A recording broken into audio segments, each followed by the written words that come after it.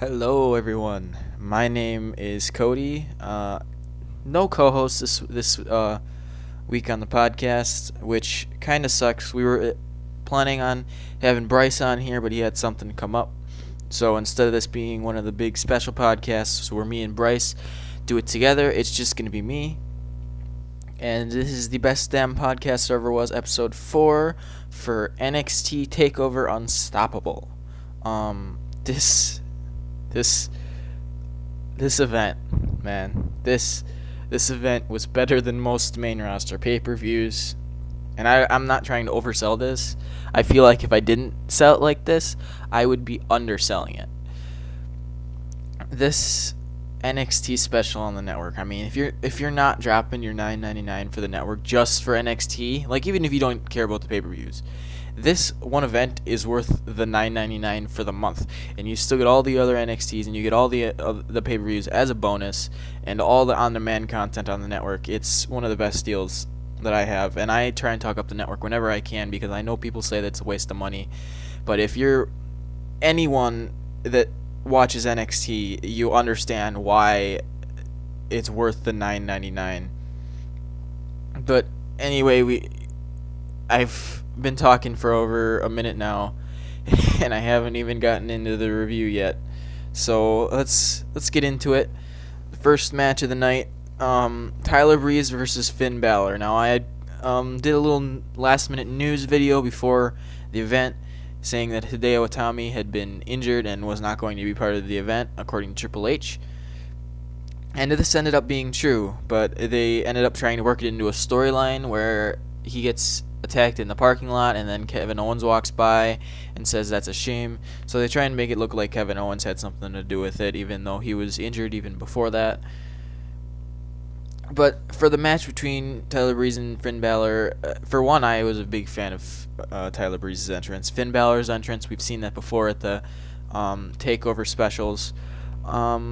This was a good match. I'll give it that. It was a good wrestling match. There were some really good spots in it, no real botches, but it didn't really go above and beyond for me. So when I do my own solo podcasts, I'm just going to say this right now, I am going to have my own rating system. I'm going to rate each match out of 10, and if the match has a weird finish, I'll still rate the match. If things happen storyline-wise after the match, I'm rating the match itself, not the things that happen storyline-wise. So just to get that out of the way, this match, it was just a pure match, so you don't have to worry about anything after the match. I give the match a score of 8 out of 10. I felt like the storytelling was real good in the match. Like I said, it was a good match, good spots. That spot at the on the entrance ramp where Finn Balor was on the stage, the light scaffolding, whatever that is, that was a cool spot. I think the fans ruined it a little bit, chanting "Please don't die." Like, that's the NXT crowd is here and there for me. Like I feel like they're the smart fans, that I feel like, well, okay, I'm just gonna say this. I figured it out yesterday why NXT is so much better than most of the main roster content. It's because the main roster, not only is the main roster run by Vince McMahon and NXT is run by Triple H, but the main roster, what they try and cater to is what most of the main roster audience is.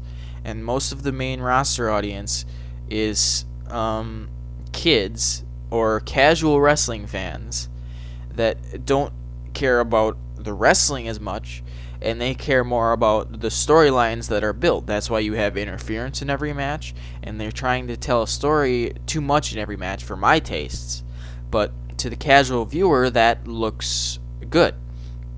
The reason NXT is so much better than the main roster to someone like me is because the NXT fan base is built up of mostly the internet wrestling community, which knows their shit when it comes to wrestling.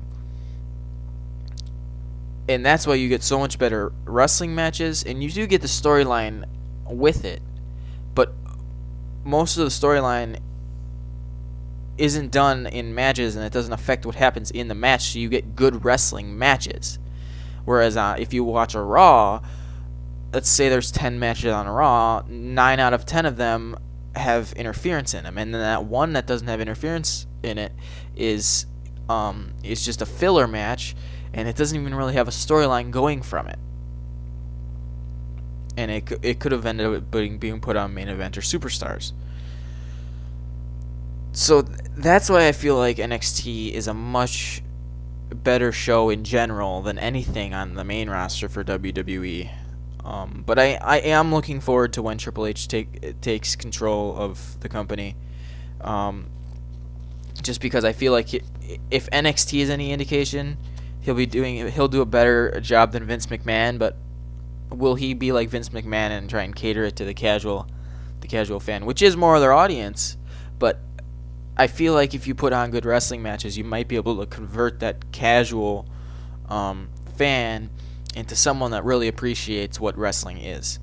And that's what I am. That's why I watch WWE, I watch TNA, I watch Ring of Honor, I watch pretty much any wrestling I can watch. I'll even go to live shows, indie shows around me, because I am a wrestling fan. I'm not just a WWE fan. And I've been wanting to get into Lucha Underground because I hear how good that is, but I don't get the network, which sucks. But anyway, back to the Tyler Breeze versus Finn Balor match after that little rant. Yeah, 8 out of 10, good spots, great match. We had seen Balor's entrance before. Breeze's entrance was cool because it was different. And yeah, not much more to say about that match. Balor ends up winning it, so he's now the number 1 contender for the NXT title. And then the next match, probably the match that I cared about least going into it of the night, was Dana Brooke and Emma versus Charlotte and Bayley. And I've heard online that this is Charlotte's last match on NXT, which I can understand because she's coming up to the main roster. I think it'd be cool if she debuts on Raw next week, and then they have an Elimination Chamber match for the Divas title between Paige, Nikki Bella, Brie Bella, Naomi, Tamina, and Charlotte. I think that would be a really cool match for Elimination Chamber. Put it in the chamber. That's a way to get people to care about the Divas division, and they can put on a good match, and that even caters to the casual wrestling fans, like I was saying before, because it's going to be inside of a chamber, and that will automatically make people care about it more, in my opinion. So the Brooke and Emma versus Charlotte and Bayley match, there wasn't much build-up going into this. I don't really understand what they were trying to do with Dana Brooke coming out and saying... Basically, this whole feud was because Charlotte got picked for a tap-out commercial, which I assume is going to be a new pay-per-view in 2016 for WWE. She got picked for the tap-out commercial with all the main roster guys in the commercial, like Roman Reigns, and I think Orton's in there. And she was complaining that it was Charlotte picked and not her, which I think is a horrible basis to start a feud on in the first place. But not only that, but the tap-out commercial was airing before Dana Brooke even debuted in NXT. If you're making a commercial to advertise a WWE pay-per-view, why would you use someone that hasn't debuted yet over someone that's proven themselves in NXT and is going to be going up to the main roster and has a big name in her family like Ric Flair? Just the basis for that rivalry, I don't understand. And then the Emma Bayley thing has been kind of built up okay. Emma's kind of drawn out to me, because I mean, I understand the heel thing, but I mean, at TakeOver it was okay because she came out with Dana Brooke, and she didn't have to do her whole Bubbles entrance and do the stupid dance where she moves her hands, because when she does that, she's still doing that when she comes out by herself, and she's doing it half-assed. And if she's gonna go heel, just go full heel. Stop doing all of that. I'm not a big fan of that. And I feel like with Emma, her career went downhill when Santino retired. That kind of screwed her over. People say that it's because of the shoplifting thing and she got fired for a day and rehired, but my take on it is she had a good thing going with Santino. When that thing ended, she could have gotten propelled higher, but before that storyline was even done, Santino decided to retire, which gave Emma pretty much nothing left to do at that point. So she basically got screwed out of her push. Supposed push, if she was going to get one. It looked like she was going to get one. So she got screwed out of her push because Santino retired. I don't blame Santino. I blame WWE for putting someone with Santino if they knew anything that he was going to retire. But that aside, this was a good match. I always loved watching Charlotte and Bayley wrestle. Emma's always proven that she's a good wrestler. Dana Brooke, in my opinion, isn't that great yet, but she only debuted a few weeks ago, and if she's working hard enough at the Performance Center, she'll improve, just like all the divas in NXT have. But this was a good match. I don't really remember any memorable spots, but there's a match later on that I didn't remember. I don't remember many memorable spots, but it's my highest rated match on the card, foreshadowing a little bit. But even though there weren't many memorable spots, I remember this being a really a good wrestling match. But again, because I really had no reason to care coming up to it, I didn't understand the build up to it. I'm going to give this match a 7 out of 10 because, like I said, it's a good match, but I didn't understand the build up. Good wrestlers in the match. I feel like Bayley and Emma both deserve to be on the main roster. We know Charlotte's going up. But yeah, not much more to say about that match. Moving on to my tied for my lowest rated match of the night. Rhino versus Baron Corbin. Now I'm going to go ahead and give my score for this match right away. I'm going to give this match a 6 out of 10. Anytime you got two big guys in a match together, you know kind of what you're going to get from it. You're going to get a slow-paced, well, it was fast-paced at points because they were just beating on each other. But once the fast-paced beginning of the match goes away, you're going to get a slow-paced match where one person is beating up on the other guy, and then the other dude gets a little bit of momentum, and then slow-paced beats up on the other guy again. So that's why I give it a 6 out of 10, is because it's really hard to make a match with two big guys look good. But one thing I want to note in this match is I felt like this was Baron Corbin's do-or-die match. This was where he proved whether he was a wrestler and he was there to stay, and he basically needed to prove that the hype behind him was justified, because he had a bad match with Bull Dempsey at the last TakeOver, or was it the one before that? I don't remember. But I was personally one of the people that thought that was more Bull Dempsey's fault than Baron Corbin. I just felt like those two weren't good together, and Bull Dempsey made it look exemplified. Other people saw it the other way around, where they thought Baron Corbin was the hindrance on that match.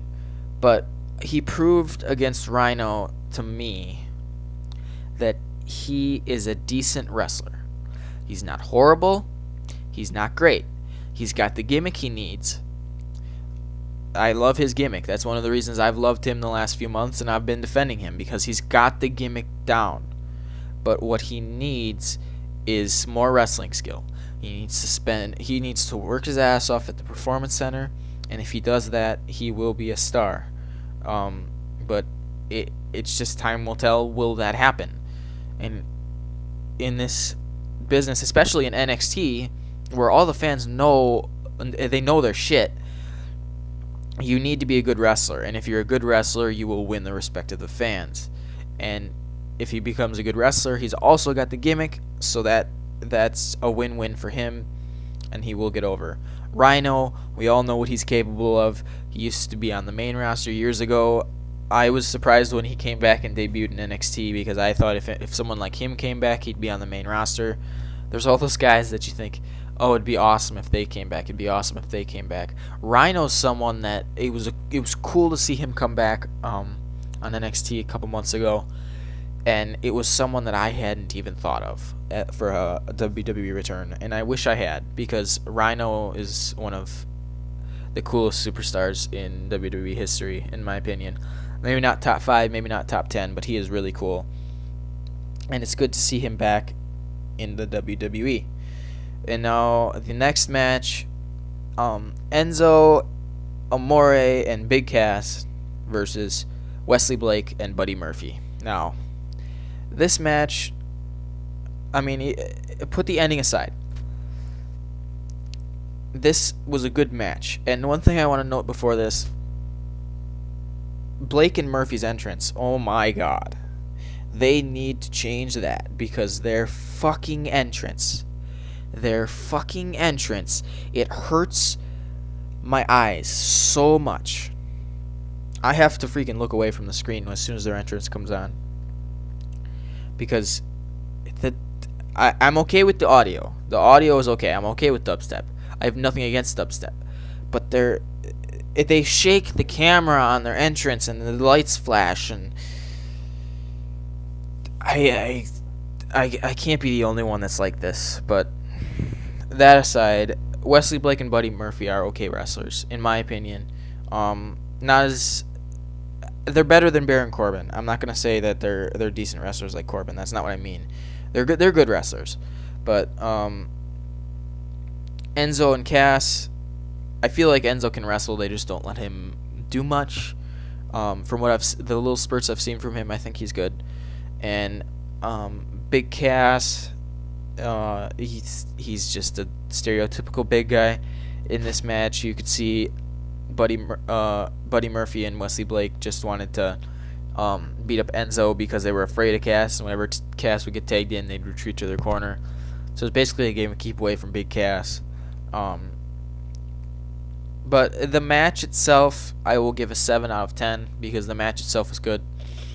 And then if you didn't get the chance to watch the show, which I highly recommend, you drop your $9.99 on the network, or you get the free month, so you can go. Even though I'm telling you all the results here, I would recommend going back and watching this event if you're a wrestling fan, just because the wrestling is so awesome. But the wrestling was good in this match, and the ending, Enzo had been taking a beating the whole match. Big Cass was in the ring, and Big Cass decides to tag in Enzo when he's barely conscious, which I don't think is ever a good decision, even if you want to do something with it.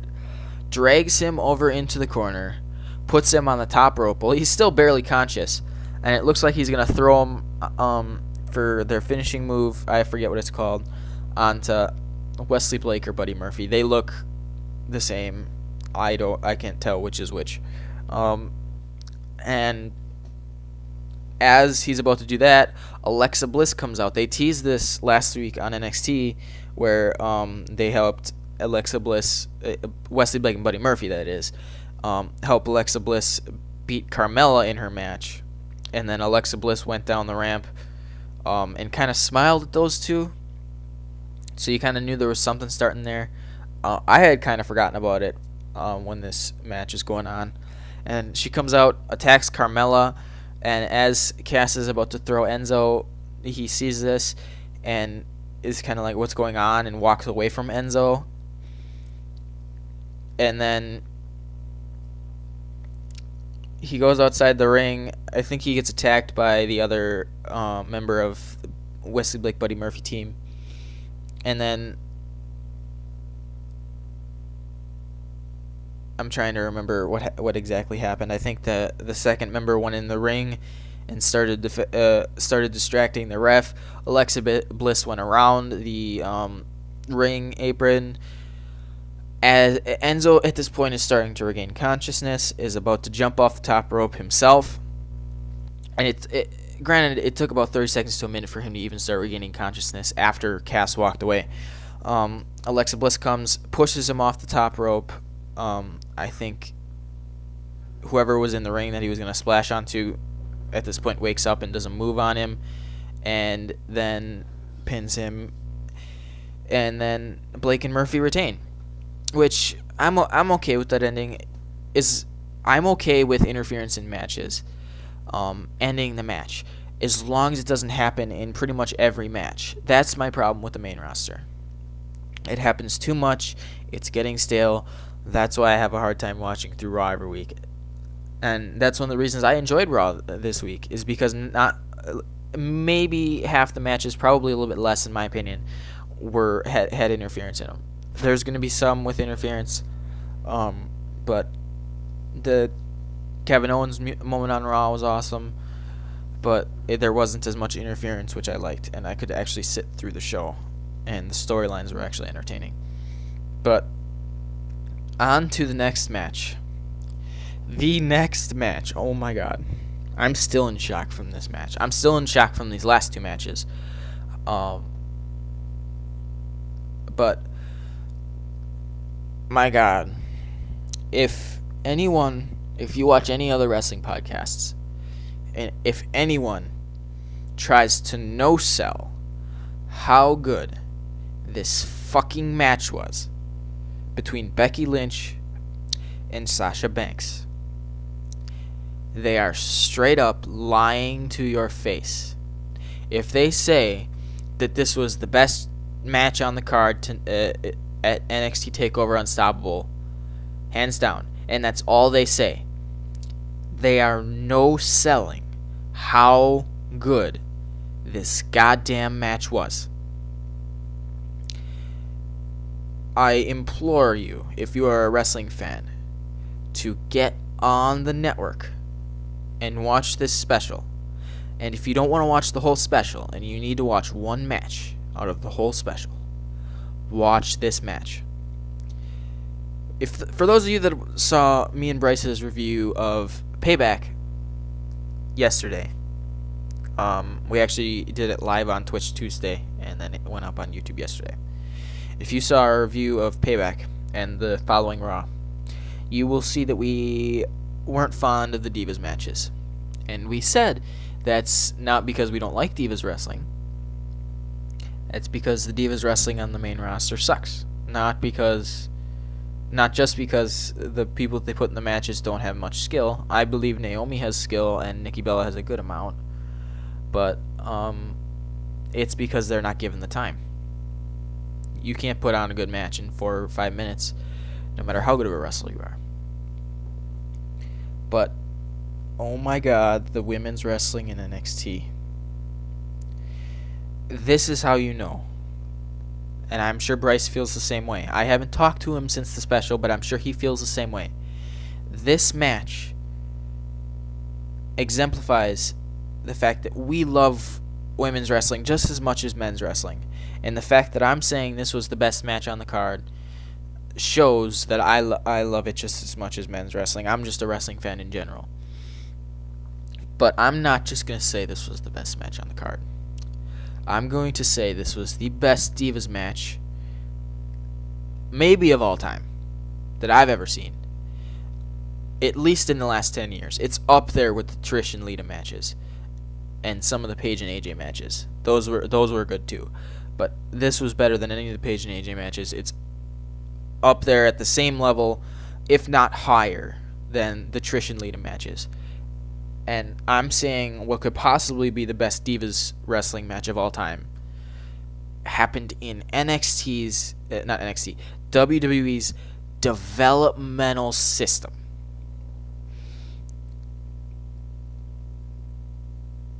And this makes me happy, and it also makes me sad, because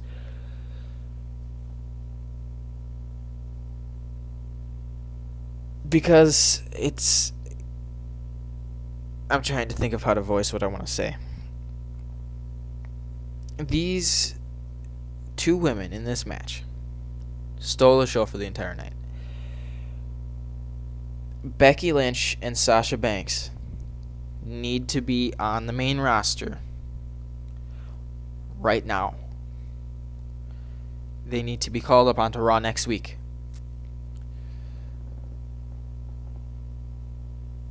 it's.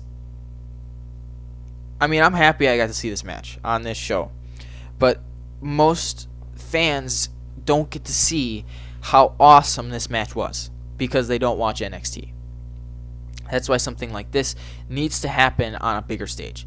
These two need to be on the main roster. They deserve to be on the main roster. They proved at NXT TakeOver Unstoppable why they deserve to be on the main roster. This was the best wrestling match on the card. And I give this match, and this isn't something I give out lightly, this match literally put me in shock, pretty much. Just how good it was. There weren't any real good spots in it, but the wrestling match was amazing. I rate this match a 10 out of 10. And if I could go higher than that, I would. I give it a 100 out of 10. It was absolutely amazing. And the fanfare that Becky Lynch was getting after the match, you would think she was the one going to the main roster, not Charlotte. I wasn't high on Becky Lynch before this match. I thought there were better wrestlers on NXT. I thought Charlotte, Sasha Banks, and Bayley were the best wrestlers on the roster. But now, I mean, obviously Charlotte has it. She's proved that. But Sasha Banks and Becky Lynch are at the top of that roster, in my opinion now, even though Charlotte's kind of not part of it anymore. And I feel like it's kind of... I'm looking for the right word. I have a hard time finding the right words when I'm trying to just sell how good something was. It's a shame these two aren't on the main roster already. And if they don't come up in the next month or two, that is a shame. And if I do have hope though, because if Triple H and Stephanie McMahon haven't been paying attention to the divas on NXT, they have now. Because I know Triple H was there. I know he was there backstage, doing stuff backstage, because I had seen him on an interview in that ring earlier in the day, like 3 hours before the event. Stephanie McMahon saw the match, because she was sitting at ringside. There's no way they missed this match. Stephanie McMahon and Triple H, if they hadn't before, they see what women's wrestling should be and can still be nowadays. And after seeing this match, something should click in both of their minds, at least one of them, that these women need to be on the main roster. I'm sorry that I've dragged on so much about this match, you guys, but I needed to sell exactly how good this match was. And if you haven't seen it, and you're a wrestling fan, you need to see this match, because it's possibly the greatest Divas match of all time.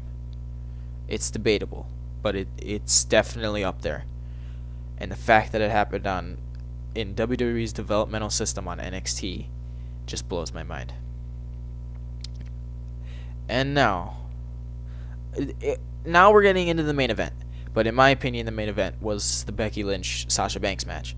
But what was advertised as the main event is the next match between Sami Zayn and Kevin Owens. And I knew this wasn't going to be as good of a match as Becky Lynch and Sasha Banks going in, just because I knew what kind of a match it was going to be.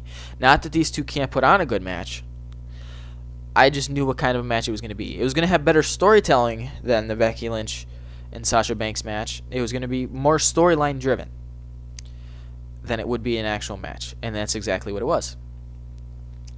Sami Zayn had a bunch of audience, had a bunch of momentum going at the beginning of the match, and this went for about 5-10 minutes. It was a very short match. The match itself was very short. He had a lot of momentum going at the beginning of the match, and as a fan, you're just waiting for Kevin Owens to do that one move. If he does that one move, he stops Sami Zayn right in his tracks. You know that's how WWE is going to be, right? I can't talk today. You know that's how WWE is going to write it, and that's how it ended up playing out. Sami Zayn had gotten out of the powerbomb a couple times. They wrestled in the crowd. And on the side of the ring with the ramp and everything, where Kevin Owens has been doing his power bombs onto the ring apron, Sami Zayn runs up to Kevin Owens by the turnbuckle, gonna do like a Hurricane Rana or something, and gets power bombed. His heart must have come out of his throat, because that was a power bomb with impact. Excuse me. Did not mean to do that. I had my mouth open because I was about to speak. I apologize. That was one of the best power bombs with the most impact I have ever seen. Papa power bombs him onto the apron, and now Sami Zayn can barely move. You know at this point Sami Zayn's in trouble. He's done. He's not getting any more offense in. And for about 5-10 minutes, this is when you know something in the show's coming. For about 5-10 minutes, Kevin Owens keeps kicking Sami Zayn, and then the refs keep pulling him off. And then maybe 10-20 seconds later, he would go hit Sami Zayn again. Refs would pull him off. They get back in the ring. They keep doing the same thing. And you're like, they're stalling for something. They're killing time. What are they doing? As a fan, you can see this. And as a fan of NXT, you can see this because you know wrestling. William Regal comes out. And at this point, it was weird to me because I had never heard a bell. I never heard a bell at any point in this whole segment. So this match may still be going. But in my opinion, the match ended when that pop-up powerbomb happened and all the refs came to check on Sami. William Regal comes out and gets right up in Kevin Owens' face. I don't know what he said because he didn't have a mic, but I assume he said something to the effect of, "You better stop or else I'm going to do something to you." I don't know what he threatened Owens with, but he threatened him somehow. And Owens went to go beat up Sami again. Regal grabs Owens' nose like he wants to fight Owens, and Owens just throws William Regal out of the ring. And at this point, you know something's still coming. As a wrestling fan, you know this. He goes and grabs a chair, and he's going to beat on Sami Zayn. Now, apparently, I must be on the wrong dirt sheets. Apparently, after this match, I looked all over online, and people thought that Cena was going to be coming out. This hadn't even crossed my mind. And before I get into what actually happened, this is something I forgot to mention. Kevin Owens came out in John Cena's "The Champ Is Here" shirt with the arrow pointing down to the U.S. title on the shirt. That was funny as hell. Whoever thought of that, thumbs up. Good job. That was awesome. And it was probably Kevin Owens. He probably came out with that and didn't even clear it with Triple H. That was an awesome moment when he comes on the stage wearing that shirt. But ow, my neck's starting to hurt. Ow. But okay, before I get into what actually happened, again, I give the actual match a 6 out of 10. There were good moments, but it was so short and it was predictable. Not that they didn't put on a good match, but it was so short, and I don't know what else to say. The match didn't do much for me, and I didn't expect it to, but I was still excited for it because I knew something was going to happen. Something that would leave the show with me wanting more. And let me tell you, it did. The Divas match was the match that shocked me most of the night. It was the best wrestling match, the best Divas match I had seen in a long time. But this moment at the end of the show was the best moment on the entire show. And it closed out the show the way it needed to. I'm talking about Kevin Owens is about to hit Sami Zayn with a chair. And some music that we've never heard before starts. And I thought it was Uhaa Nation. They showed Uhaa Nation at ringside earlier in the show. And I'm like, wait a minute. They showed Uhaa Nation at the beginning of the show. Oh, maybe he had time to go backstage and change by this point. So I thought Uhaa Nation was coming out. Why did I think Uhaa Nation was coming out? Because the music was saying, Ooh-ha, ooh-ha, ooh-ha, over and over again. So I automatically thought, oh my god, Uhaa Nation. Uhaa frickin' Nation. And then the ooh-ha part of the music stops. And it's just intense music. They show the stage, and lo and behold, the person that Triple H said that was not under contract, that I reported on before the show, probably would not be there. I did not confirm he would not be there, so do not say that I got that wrong or I was reporting false information. I said it was not confirmed whether he would be there or not. Out onto the entrance ramp with the best stare down with Kevin Owens. Out comes Samoa freaking Joe. This moment. It had been rumored for weeks that Samoa Joe was coming to WWE. Triple H even said the day before, on Tuesday, that he had just visited the Performance Center. They talked for a few minutes and then he left, basically saying that he was not under contract. Man, was he lying. Was he ever lying? Out comes Samoa Joe to the ring. Not only did I have a stare down with him on the stage, which was freaking awesome, Samoa Joe gets into the ring. They get right in each other's faces. It's just a priceless stare down. And I'm not trying to no-sell this moment. It's hard to sell it as much as I can.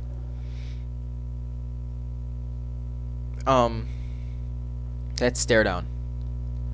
Shades of Ring of Honor. A stare down between Kevin Owens and Samoa Joe. Not in Ring of Honor. This is something I never thought I'd see unless Kevin Owens went to TNA. In WWE. In WWE's developmental, you get a moment like this.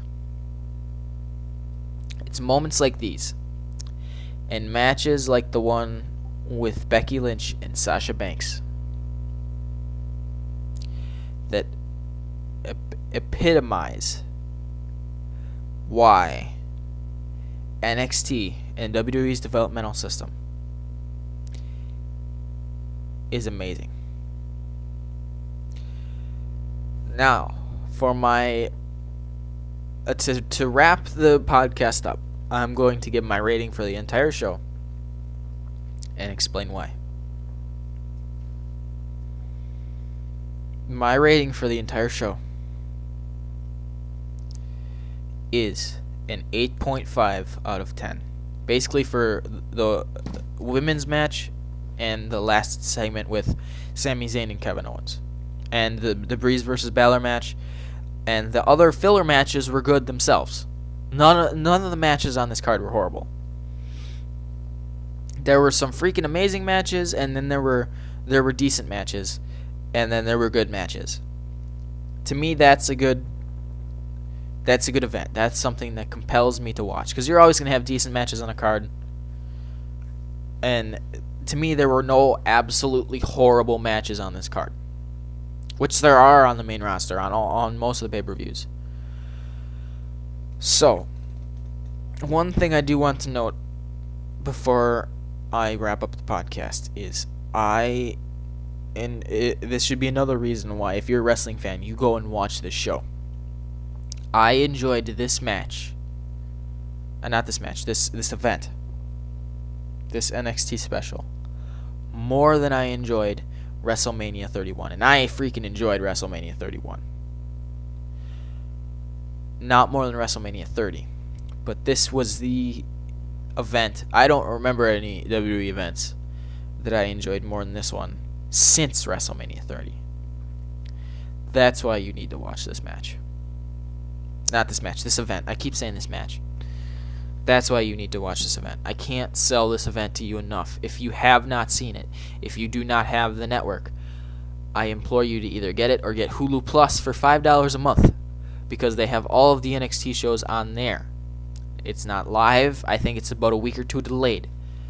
But spend $5 on Hulu Plus just so you can see this event. And I would highly advise that you continue to drop your $9.99 on the network or $5 on Hulu Plus to continue watching NXT, even if you don't want to watch the WWE main roster pay-per-views. That's an added side bonus to me at this point. That the pay-per-views should be the number one reason to sell the network, but it's not. The number one reason to buy the network is NXT. I cannot sell that enough. So, if you haven't dropped your money on the network already, do it, people. Do it. And for this episode of the best damn podcast there ever was, well, before I completely end it, tomorrow on my channel will be my SmackDown review. It will probably be shorter than this. And then I think not main event, Superstars airs on Friday. I will also be covering that. And then there will be a review of that up either the same night as Superstars airs or the night after. But I've been your host, Cody. This was the best damn podcast there ever was, episode 4, reviewing NXT TakeOver Unstoppable. And have a good rest of your day or night whenever you're watching this. And make sure you drop that $9.99 on the WWE Network. You won't regret it. I'll see you guys next time.